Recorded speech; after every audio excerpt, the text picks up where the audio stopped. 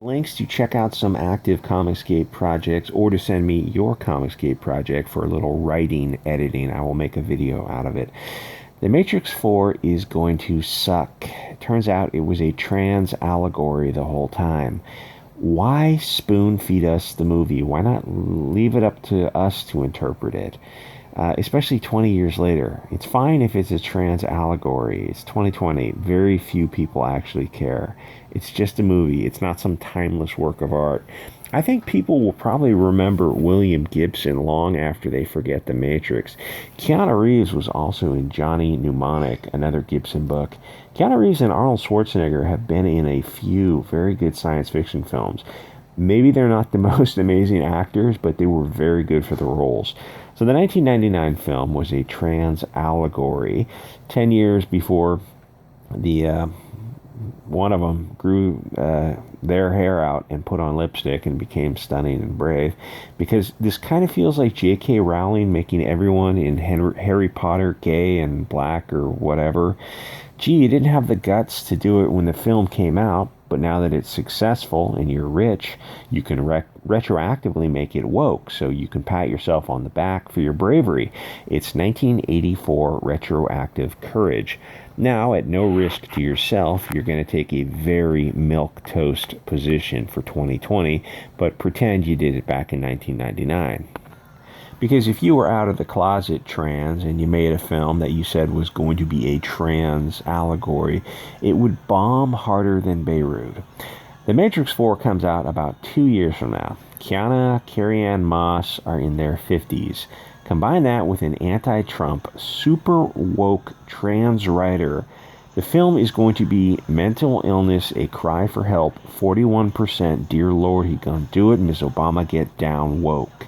I'll estimate the budget, 250 to 300 million, and the same for the advertising. Probably some extra for the trans dilation centers, because I assume that they're going to hire LGBT for the production crew. And yeah, apparently that is a thing at woke conventions. Ew. I wonder how much people would give to go back pre-Obama. People hated Bush, but America was a much better place before America tried to prove how inclusive they were by electing a black guy with a Muslim name born in Bumfuckistan. Oh well, no brakes on this train. Step on the gas and let's see what we can do.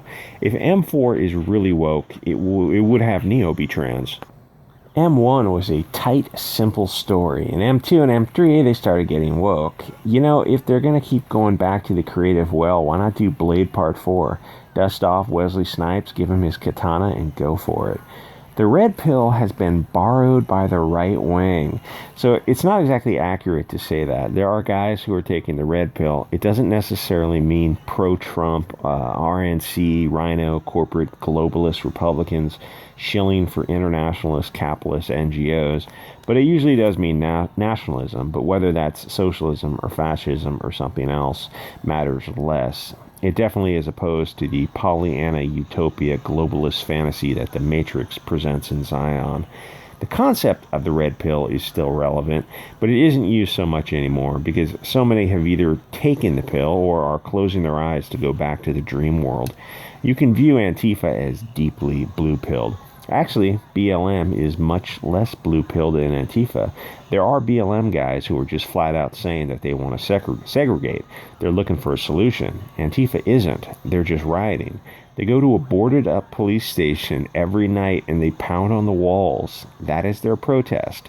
Fireworks and spray paint.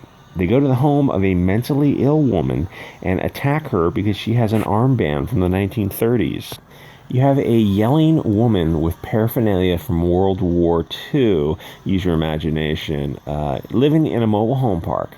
Don't some of them come to the conclusion that she might be mentally ill? You're a gang of kids harassing a mentally ill woman. Gee, we attacked a 50-year-old lady in a trailer park. We're just like the guys landing at Normandy.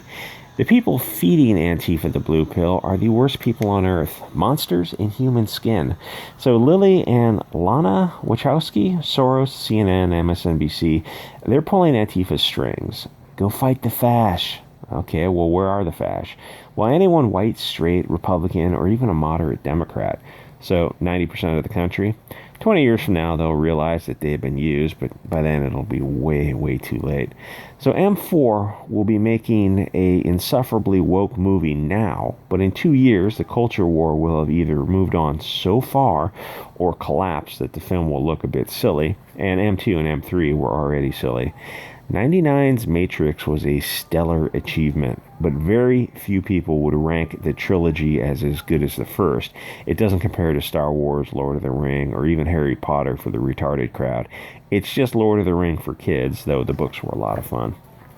I don't know how anyone is going to make topical woke films now. You're pretty much guaranteed to alienate much of your audience. I'm a little surprised that they got funding for M4. It was a huge franchise, but the director is openly anti-Trump and Elon Musk and also trans. People are probably thinking it's going to be woke, but Hollywood seems not to care. Terminator, Dark Phoenix, Ghostbusters, Charlie's Angels, Harley Quinn, Ocean's 8. They will make a woke movie every year, maybe just to say they tried, or just to get them off their back. It's like, man, why aren't you guys making more women films? We do, and even women don't see them. And that Charlie's Angels girl was all upset that men didn't see her movie, but why didn't the women see her movie? I could see them redoing Tropic Thunder, but with a female cast. And instead of little brown people being the antagonists, you would have to change them to like German skinheads who are invading a peaceful brown village. The woman would be black, Latina, Southeast Asian, and in their 50s, and the black girl would be in whiteface for some reason. Instead of jokes about kicking heroin, they would joke about PMS or menopause and hot flashes. It would be the worst film ever made, and that's saying something. Manos, the Hands of Fate is out there. Okay, I will say the only bright part of this is that Neil Patrick Harris is going to join the cast. Interesting choice, but everyone else... Actually, everyone, I guess, is pretty much in their 50s, so kind of a weird. Here's Lily Wachowski speaking out about it in May after the red pill was co-opted by Elon Musk and Ivanka Trump. Both of you. Stunning and brave. All right, guys, like, comment, subscribe, and I'll see y'all next episode.